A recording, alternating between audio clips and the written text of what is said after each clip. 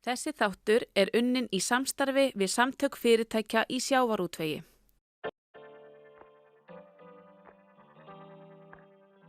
Fiskeldi á Íslandi vex hröðum skrefum. Þetta sést vel þegar útflutningsverðmæti þjóðarbúsins eru rýnd og sömuleiðis gögn af vinnumarkaði.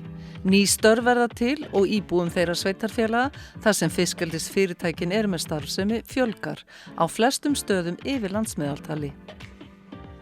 Á fyrri hluta þessa árs var útflutningsverðmæti eldisafurða 18,8 milljarðar króna miðað við sama tímabil í fyrra aukningin hátt í 40 af 100. Því ljóst að fiskeldi að verða mikilvæg efnahagsleg stoð hér á landi til viðbótar við þær atvinnugreinar sem fyrir eru. Áhrifanna gætir einkum á Vestfjörðum og Austurlandi, enda fiskeldið sú atvinnugrein sem vex hver hraðast og skapar ýmis hliðarstörf. Í þessari þáttaröð samfélagsleg áhrif fiskeldis sérstaklega beint sjónum að starfsemi fiskeldisfyrirtækjana fyrir vestan og austan og samfélagslegum áhrifum greinarinnar. Í fyrstu 2 þáttunum voru Vestfirðirnir undir. Í 3. þættunum var staðan tekin á Austurlandi og í þessum 4. þættin höldum við áfram að kynna okkur fiskeldi á Austurlandi og samfélagslegum áhrifum. Stærstu laxeldisfyrirtækin fyrir austan eru laxar og fiskeldi Austfjarða sem nú hafa fengið grænt ljós á að sameinast, kjósi hluthafar svo. Þetta Djúpivogur og hérna fiskeldi Austfjarða með sínar höfuðstöðvar. Við erum sem sagt með sjókvíaeldi og við erum með 20.000 tonna leyfi. Við erum með starfsstöðvar í Berufirði og Fáskrúðsfirði. Sem sagt þar erum við með laxi í kvíunum. Við erum með, við köllum þetta stöðvar, það sem kvíaþyrpingin. Og núna í dag erum við með 2 starfsstöðvar í Fáskrúðsfirði og 1 starfsstöð í Berufirði og erum að fara að setja út aðra núna í júlí í Berufirði, þannig að það verða 2. Þannig að fyrirtæki það að vaxa nokkuð hratt þessi misserin? Já, mjög hratt myndi ég segja, þessi atvinnugrein að vaxa. Hvers vegna Austfirðir, hvað svona hagstætt við að vera með slíkið fyrirtæki hérna fyrir austan? Það eru firðirnir. Þetta eru mjög góðir firðir fyrir laxeldi. Og bara gott umhverfi fyrir þá laxinn. Þetta hreinn sjór, það eiginlega bara firðirnir. Þetta auðvitað ekki bara að ala laxinn í sjónum, þá þarf allt annað sem tengist því að koma laxinum út í sjó og aftur úr sjónum í slátranir og svo þarf laxinu þetta að fara frá sláturhúsinu og þá þarf hann að fara út í heim og þá þurfa fyrirtækin sem þetta eins og flutningsfyrirtæki, sláturvinnsla, ýmislegt sem tengist þessu að líka að byggjast upp og það búið að vera svoleiðis núna hérna á Austfjörðum, bæði á Djúpavogi og Fjarðabyggð og já. Hvernig gengur ykkur að fá til ykkar fólk með þá menntun sem að þið eru að sækjast eftir og reynslu?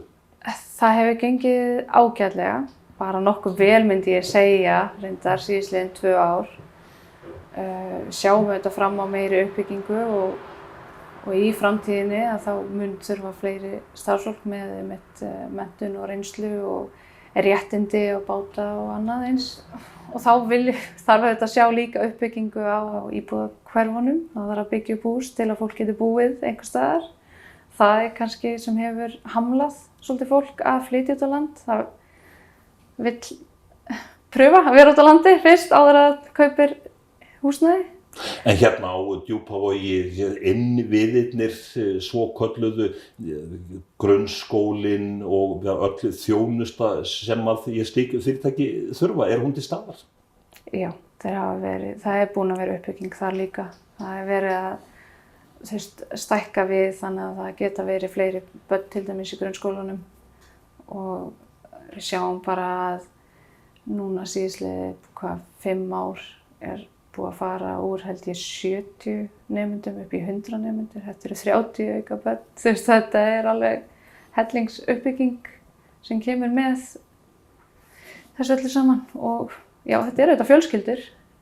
Fjölskyldufólk sem að vinna í fiskeldinu og þarf að geta haft aðstæður finna fyrir sína fjölskyldu.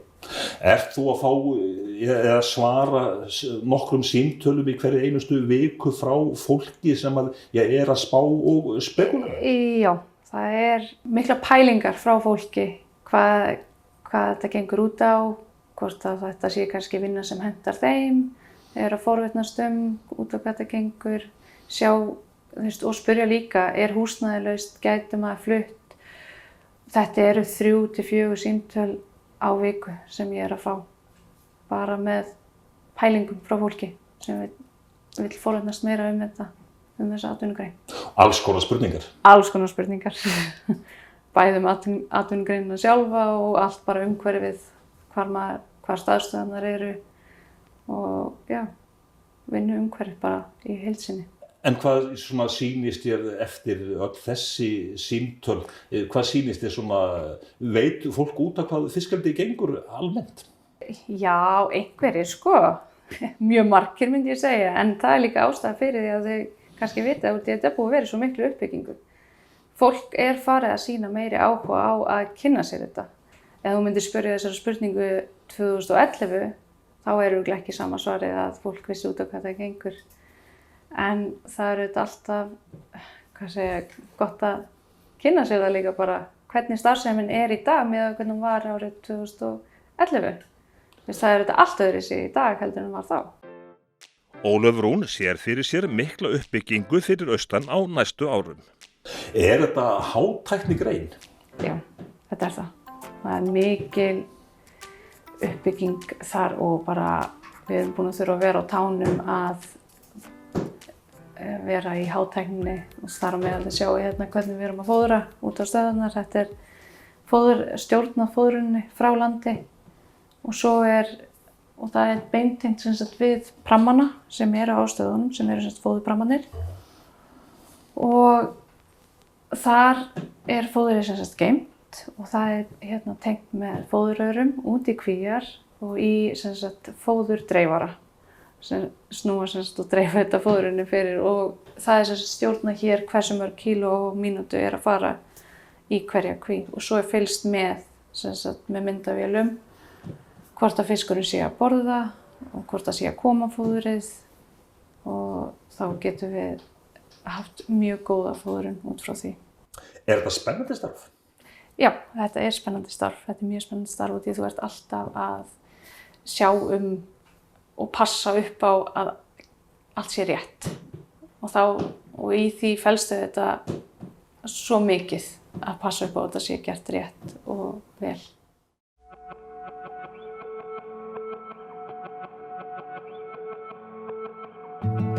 Hugum næst að sveitarstjórnarstiginu, höldum til Egilsstaða og ræðum þar við sveitarstjóra Múlaþings sem nýtt sameinað sveitarfélag. Hann segir að fiskeldið hafi víða mikil sýnileg áhrif. Það alveg ljóst að þetta hefur alvöru vægi í atvinnuþróun innan sveitarfélagsins og við náttúrulega bara ef við skoðum og horfum til þeirra þróunar sem hefur átt sér stað í atvinnuuppbyggingu á Djúpavogi á undanförnum árum, þá má rekja hana í rauninni alveg bara beint til þessa. Þar mikill vöxtur.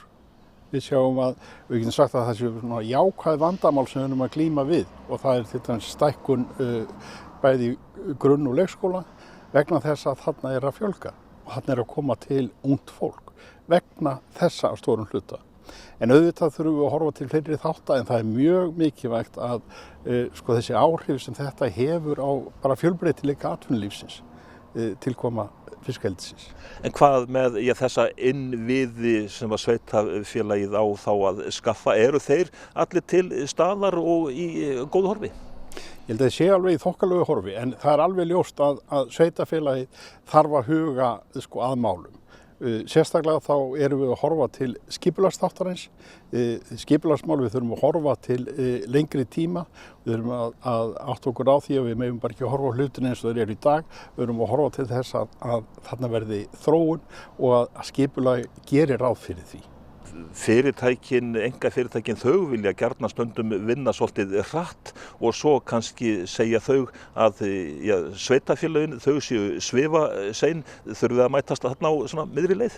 Já, það sko, ég kannast alveg við þetta, en við eigum bara gott spjall og gott samtal við atvinnulífið þarna. En auðvitað kannast maður vel við það að menn ekki alltaf alveg sátti við það hvernig regluverkið en við verðum bara að lúta því, þannig, en við gerum okkar besta. Eru sveitarfélögin farin að þrýsta á til dæmis ríkisvaldið að flytja þá frá höfuðborgarsvæðinu út á land ýmis eftirlitsstörf sem að fylgja fiskeldinu óneitanlega? Sko, auðvitað hafa menn verið að horfa til þess að ákveðin eftirlitsstörf verði staðsett hér og ég veit að Umhverfisstofnun og fleiri aðilar hafa verið að leggja á það áherslu. En það sem við líka höfum verið að horfa til að það í rauninni, ef við segjum bara skattlagning og gjaldtaka á þetta eldi að það rati á þau svæði þar sem uppbyggingin að sveitarfélögin þurfi síðan ekki að leggjast á hnén og biðja sérstaklega fjármuni úr ákveðnum sjóðum sem eru raktið bara beint til þessa. Það eðlilegt að þetta rati á þau svæði og verði staðsett á þau svæði þar sem að eldið til staðar og að sveitarfélögin síðan vinni bara úr því. Ég held að þeim sé algjörlega treystandi til þess að fara með slíka fjármuni. Á þetta benda Vestfirðingarnir einnig, það að segja uppbyggingu innviða í samvinnu við ríkisvaldið og staðsetningu eftirlits- og rannsóknarstarfa á vegum hins opinbera. En hvernig sér sveitarstjórinn fyrir sér að þróunin verði á næstu árum? Það núna verið að fara í byggingu kassaverksmiðju á Djúpavogi og ég sé fyrir mér að þarna muni síðan rísa upp viðbótarhúsnæði varðandi slátrun og fleira og ég held að sé alveg ljóst að við erum ekkert komin á lokarstað í þessari þróun. Fiskeldi sem sagt svona raunveruleg viðspyrna í atvinnulífinu hérna fyrir austan? Alveg klárlega. Þetta eykur á fjölbreytileika atvinnulífsins og það það sem við þurfum í svona samfélagi. Að þetta sé ekki allt háð einu, heldur að það séu fleiri þættir en einn. Já, sveitarstjórinn talar að fiskeldið breyki atvinnulífið. Forseti sveitarstjórnar Múlaþings bendir á að íbúum fjölgi víða fyrir austan umfram landsmeðaltal sem megi í mörgum tilvikum þakka fiskeldinu. Já, sem betur fer. Við verðumst búa yfir tækifærum sem kannski aðrir hafi ekki. Ef þú svona horfir nokkur ár fram í tíman, hvernig sér þú fiskaldið þróast og öll þau afleiddu störf sem að verða til? Ég sé það fyrir mér þróast bara hægt og rólega og sama gildir þessi afleiddu störf. Því að þetta hefur ruðningsáhrif, það engin spurning. Hvernig finnst þér fiskaldis fyrirtækin standa að uppbyggingunni? Þau að vinna faglega? Eftir því sem ég fæ best séð, já, þá verður við að því. En hvernig birtist þetta svona sýnist meðal íbúana, aukin bjartsýni? Ég veit ekki hvort það var eitthvað sérstök svartsýni, en þetta náttúrulega bara einn liður í því að ná að byggja hér upp fjölbreytt og öflugt atvinnulíf. Afleiddu störfin, þau eru all nokkur sem að skapast. Já, þetta skapar afleiddu störf náttúrulega fyrir, í fyrsta lagi það náttúrulega þjónustan, það að segja þjónustufyrirtækin við laxeldisfyrirtækin. Og þetta hefur náttúrulega líka áhrif á iðnaðarmenn og þess vegna bara eins og gefur að skilja. Almenn sátt meðal íbúana uppbygginguna? Ég held að sé svona almennt sé það, já. Þó að menn hafi náttúrulega á þessu misjafnu skoðanir eins og öðru svo sem. En hvað með tekjur sveitarfélagana vegna fiskeldis? Ég held svona að samhliða uppbyggingunni þá verðum við að fara í endurskoðun á því með hvaða hætti sveitarfélögin fá tekjur af þessari starfsemi og mín sýn sú að við þurfum að fá beinni tekjur af henni en ekki láta það fara fram í gegnum ríkið fyrst.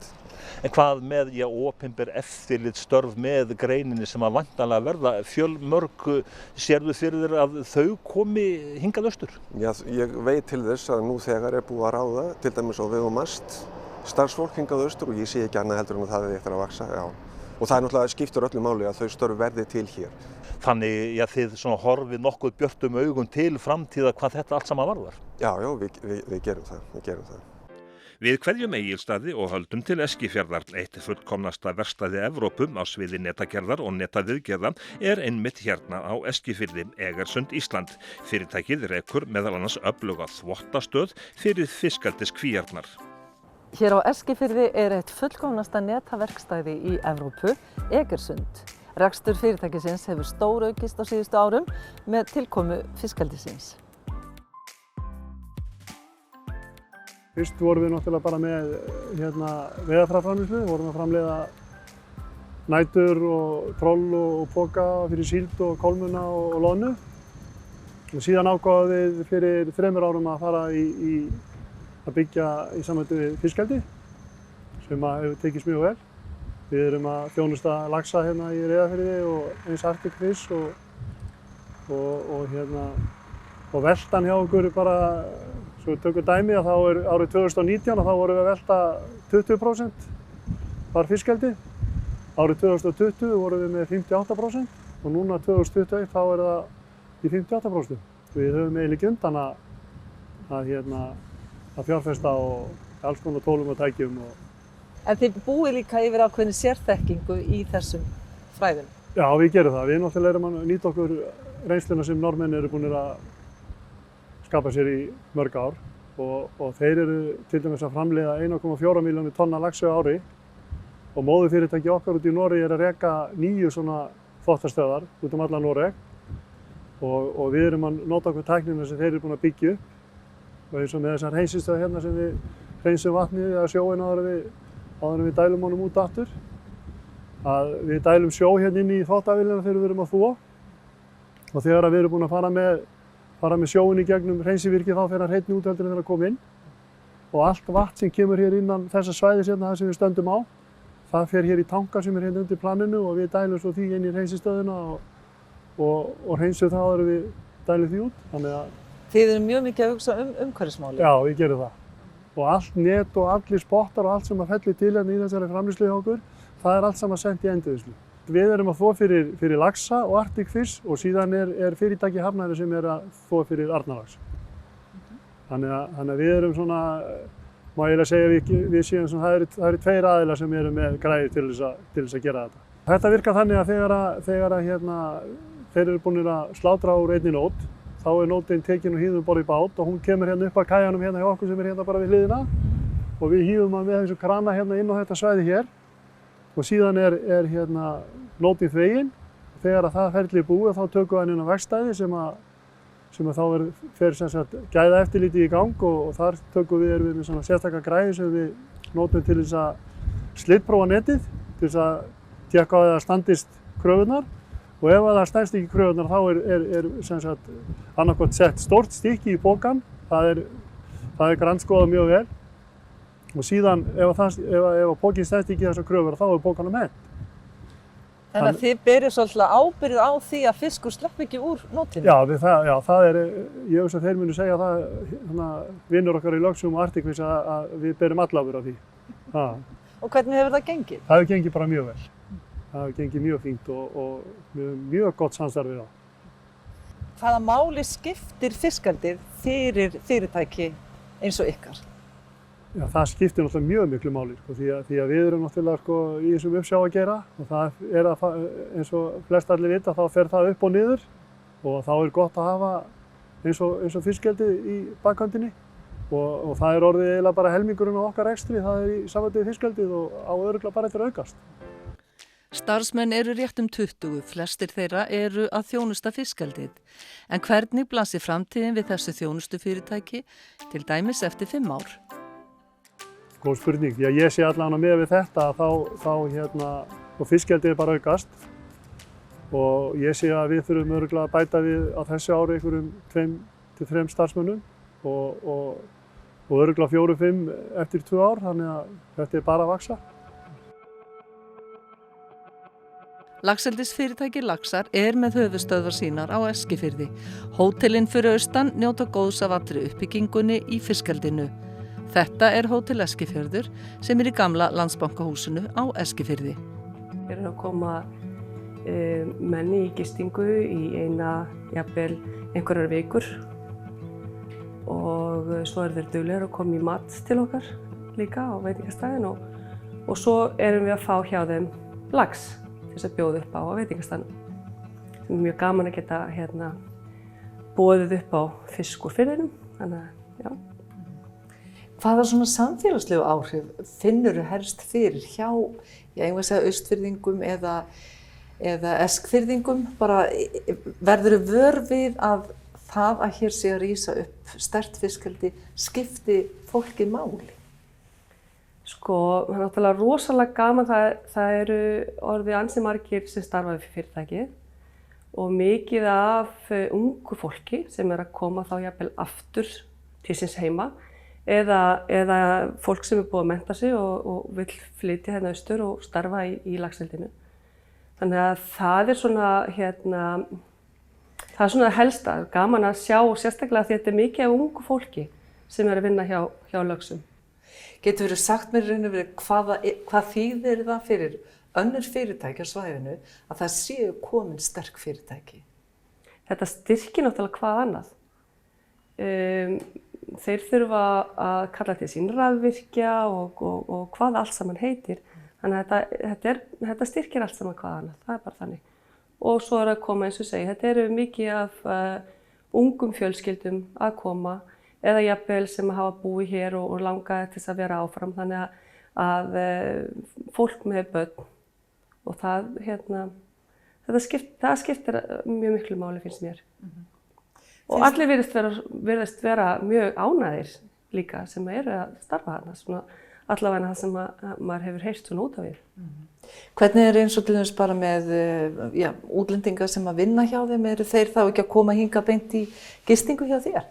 Jú, að sjálfsögðu og við höfum verið að fá einmitt til okkar í vetur menn frá Noregi sem hafa komið þá beint frá Keflavíkurflugvelli keyrandi í sóttkví.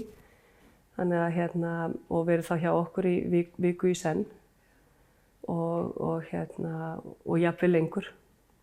Þannig að þú ert líka að njóta góðs af þjónustunni sem að er bara annar staðar, eða þjónustunni sem er við fyrirtækin, stóru fyrirtækin hérna, laxa og annað. Já, algjörlega. Já. Hvernig sérðu ferðaþjónustuna eða þessa þjónustu aukast á næstu árum? Já, það er í kortunum hjá þeim allavega að stækka við sig umtalsvert. Þannig að það er bara mjög jákvætt.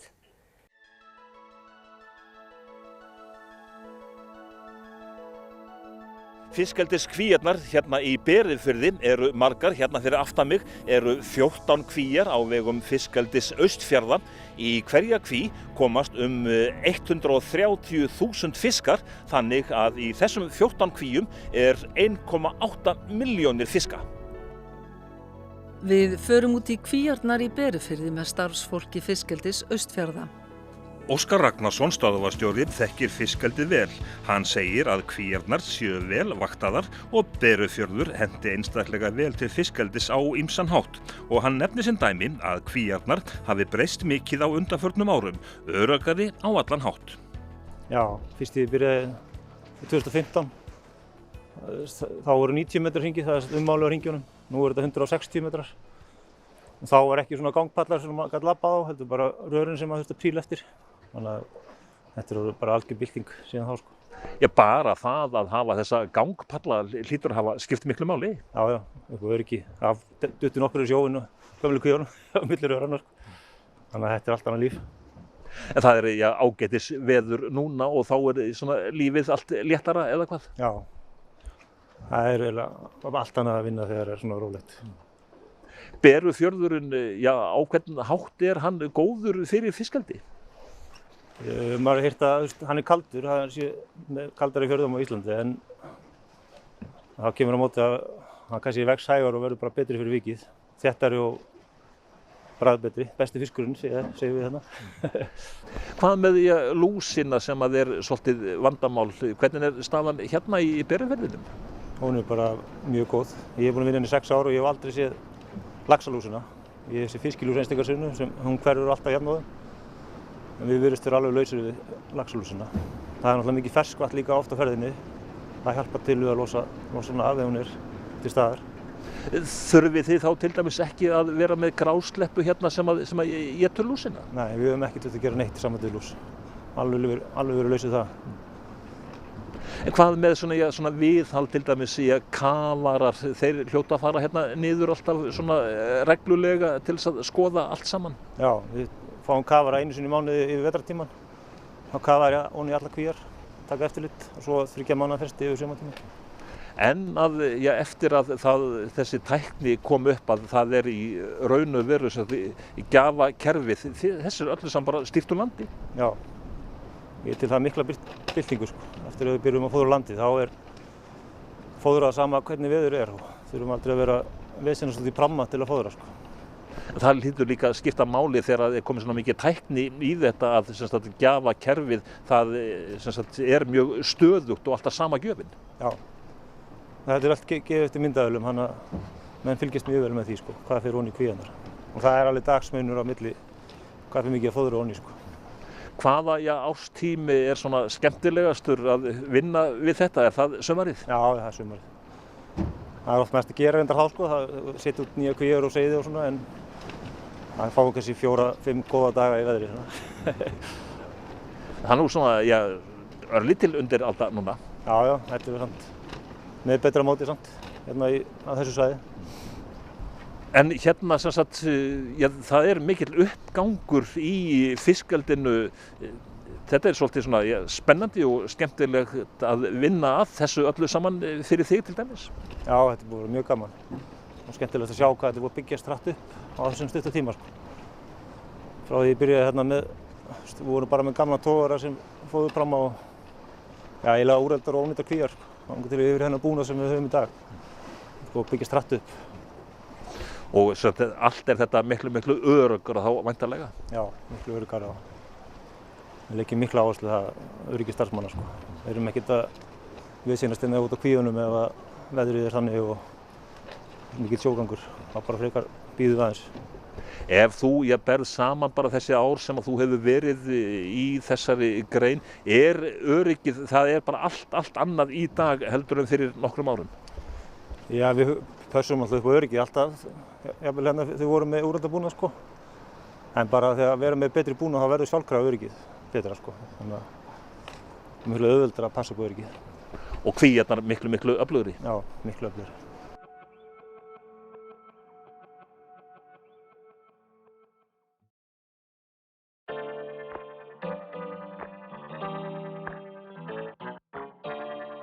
Áfram höldum við að fjalla fiskeldi á Austurlandi og samfélagsleg áhrif greinarinnar. Laxinn er útflutningsvara sem kallar á mikla og stöðuga flutninga til útflutningsstaða. Umbúðir eru í dag framleiddar á Suðvesturlandi en á því er að verða breyting. Hérna sjáum við þegar verið er að byrja á frauðplastkassaverksmiðju á Djúpavogi. Fyrstu austfiskukassarnir koma að færiböndunum í nóvember eða desember á þessu ári og hérna verður nýjustu tækni beitt. Hvað þýðir það í raun og veru að fá þessa verksmiðju hingað? Það skiptir náttúrulega gríðarlega miklu máli, sérstaklega ef við horfum á bara kolefnissporið sem við erum að spara með þessu. Í dag erum við að flytja þessa kassa frá Reykjavík og það er náttúrulega umtalsverður bæði kostnaður sem hefur í för með sig með það og náttúrulega svo kolefnissporið að flott að hafa þetta bara í næsta húsi hjá okkur. Já, það er í raun og veru bara verið að flytja loft að sunnan. Já, það má eiginlega segja það. Það er ekki mikil þyngd í þessu. Er þetta mikil fjárfesting? Já, þetta er fjárfesting upp á 1,5 milljarð hér um bil. Hversu fullkomin verður þessi verksmiðja? Kemur hún til með að skapa mörg störf? Við erum áætlað það að verði svona 5-6 störf og jú, við ákveðum það að fara alla leið í hátækninni en til að geta byrjað svona snemma þá kannski verður ekki allur búnaður komin upp en innan árs þá vona ég að það verði orðið allt komið í gagnið, öll þau tækni sem er möguleiki á. En er það alveg frágengi að stóru laxeldisfyrirtækin verða með viðskipti við ykkur? Já, það tel ég vera. En að ég setja upp verksmiðjuna hérna, það þýðir það að Djúpivogur, hann verður svona miðstöð fiskeldis fyrir austan á margan hátt. Já, og það er það sem er búið að vera stefna núna síðustu 5 ár, þannig að það er bara gaman að það skuli vera komið svona langt á veg.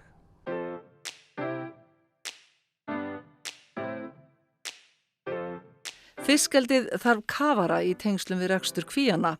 Kautek köfunarþjónusta er 3 ára gamalt fyrirtæki sem þjónar stóru laxeldisfyrirtækjunum fyrir austan. Og við erum með þetta 90 daga eftirlit á öllum kvíum. Það þarf að fara í allar kvíar á 90 daga fresti. Hugsanlega væri hægt að gera það með einhverjum dróna en drónin gerir ekki við. Þannig að þá þarf að fara að kalla mann sem að þannig að það er ekkert sem kemur í staðinn fyrir mannshöndinu Það er bara... Hvað eru þið helst að gera við? Það er ekki mikið sem hefur komið í viðgerð en það er bara þetta að geta brugðist við leið og eitthvað ger. Við getum látið vita, það þyrfti að skoða þetta og þá er það lagað. Þú veist, ef það fer einn möskvi, að maður geti þá lagað það í staðinn fyrir að það sé sett með einhverjum drónamyndum og lagað seinna eða eitthvað. Sumrin er náttúrulega aukið álag því að þá er meiri þvottur á kvíunum. Þannig að eftir hvert þvotta þá höfum við verið að fara. Hvernig gengur að fá kafara? Það er erfitt. Við höfum svo sem fengið kafara alls staðar að, en íslenskir kafarar með atvinnuréttindi eru bara teljandi á fingurum annarra handar. Og þú þarft að sækja námið til þess að fá atvinnumanna kafararéttindi, þarft að sækja það erlendis. Er þetta dýrt? Já, þetta er dýrt, en við höfum svo sem alveg verið tilbúin að taka þátt í þeim kostnaði, en það hefur bara því miður ekki dottið í fangi á okkur menn sem eru tilbúinir að fara í þetta. En við höfum verið mikið með kafara frá Shetlandseyjum, Skotlandi, Englandi og við höfum reynt að gera sem er svona nýtt í þessu, við höfum verið að reyna að gera langtímasamninga við menn, þannig að menn eigi heimili, við búum við heimili. Við sköffuðum íbúð og herbergi og þannig og við til dæmis látum það hafa líka þetta kort og sundkort þannig að og það er svo mikið atriði og það til dæmis kom í ljós að það var rosalega gott að fá stráka sem kom frá Shetlandseyjum, þeir þekkja þessa litlu bæi. Þeir voru ekki að bíða eftir að pöbbin opnaði eða eitthvað skilur það af því að þetta er auðvitað myrkur og litli bæir og ég meina einn af þeim hann sagði Eskifjörður þetta er borg. En svo kom Brexit. Svo kom Brexit og ég hefði ekki trúað því þá bara allt einu Bretarnir í lausu lofti. Þeir bara mega ekkert vera hér og ég er ekki búinn að finna leið af því það virðist vera búið að gera samninga eitthvað sem að arkitektar, tæknifræðingar, listamenn en ég er ekki búinn að finna leið til þess að og þá er þetta auðvitað mikill kostnaður sem fylgir því að fá eitthvað KPMG eða eitthvað til að sækja þessi leyfi öll og við viljum þetta sé allt upp á borðinu, þessi íslensk kennitala borgi íslenska skatta og annað slíkt, það er ekkert annað í boði. Hvernig sérðu þitt fyrirtæki eftir 5 til 10 ár ef að þú nærð köfurum til landsins? Við erum þetta vaxandi, við erum svo sem í þessum töluorðum erum við að leita okkur að stærri bát, því að kvíarnar eru lengra út og eins og við sjáum þetta núna í framtíðin þá er bara bátur og köfun. Í dag erum við að fara með allan búnaðinn, drösla honum inn í bíl, keyra á Djúpvog, fara í þeirra bát og svoleiðis. En í framtíðin þá verður þetta bara bátur og köfun fylgir og þannig að ég vona okkur beri gæfa til þess að vaxa bara með greininni á svæðinu Og það er alveg ofboðslega gaman að því að ég er nú búinn að upplifa uppbyggingun á álverinu og ég er að upplifa þessa uppbyggingu núna. Mér finnst þetta nána skemmtilega vegna þess að það er svo mikið af ungu fólki, ungu menntuðu fólki að koma heim. Ég meina leikskólinn er fullur Það beið eftir að fá fólki að koma börnum í leikskóla. Fasteignasalinn, hann er ekki að auglýsa 4 einbýlishús til sölu. Hann er með kaupendur af 4 einbýlishúsum. Þannig að það er svona hlutir sem að kannski okkur vantar aðeins, það er uppbyggingin. En það er auðvitað rosalega dýrt að byggja út á landi og byggingarkostnaður, flutningskostnaður er hár.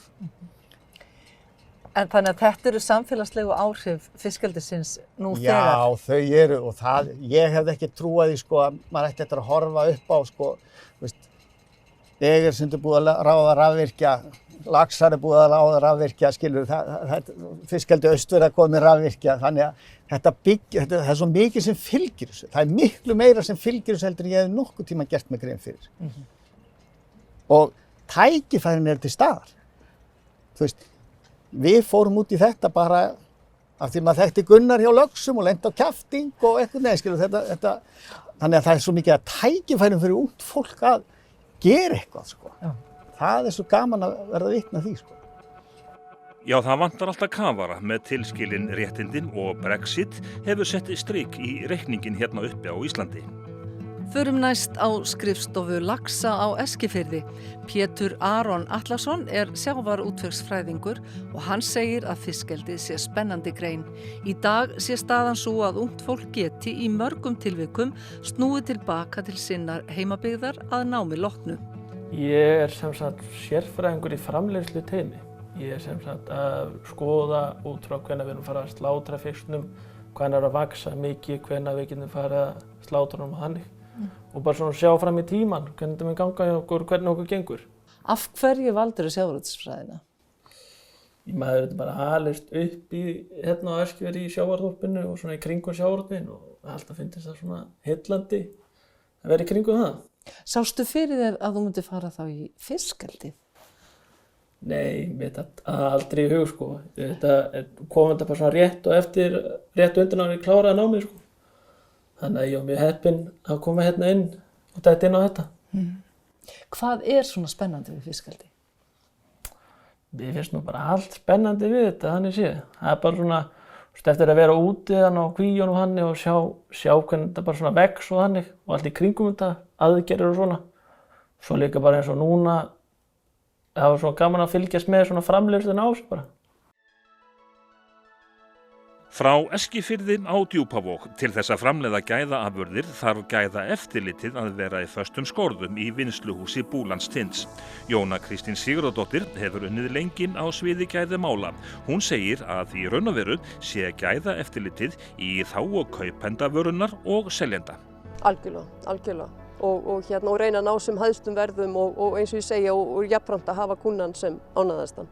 En hvað þá með starfsfólki sem að sinni þessum störfum, þjálfunin og kunnáttan skiptir miklu máli? Gríðarlega miklu máli.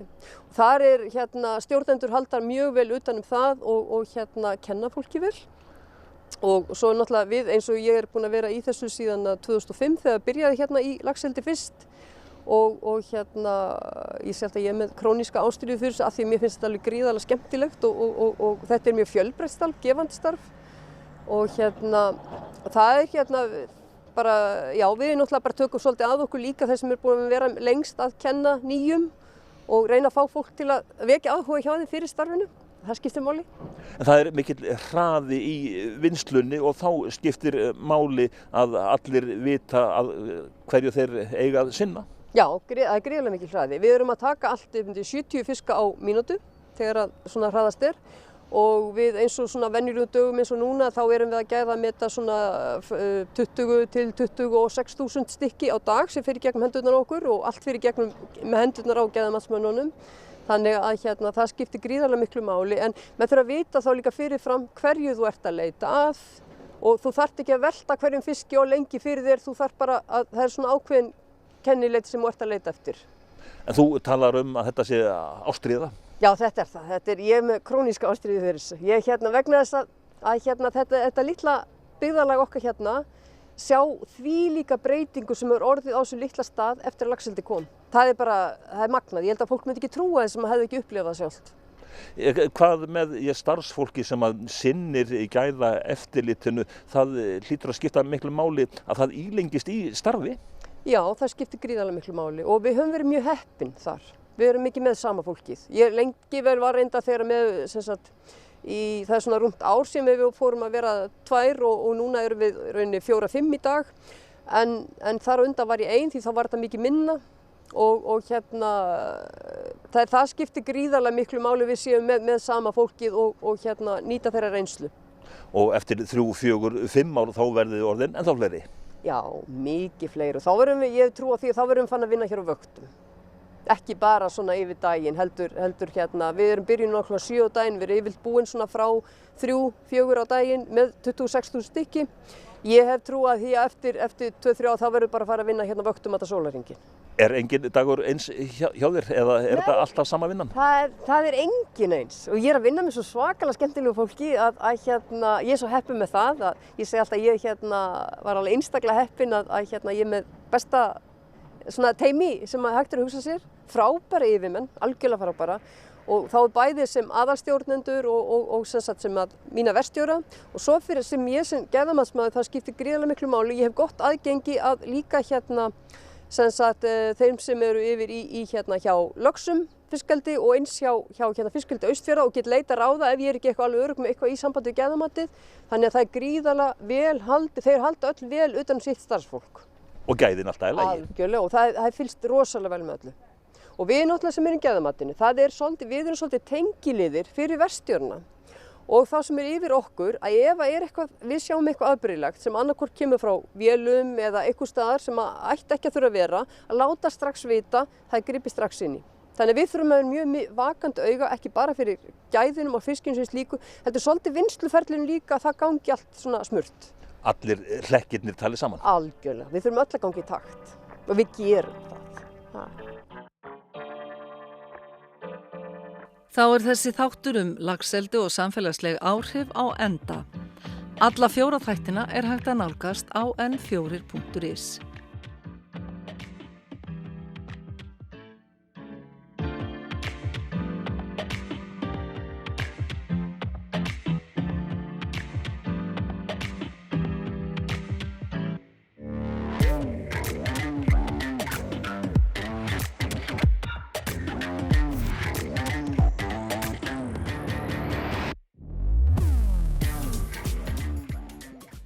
Þessi þáttur er unnin í samstarfi við samtök fyrirtækja í sjávarútvegi.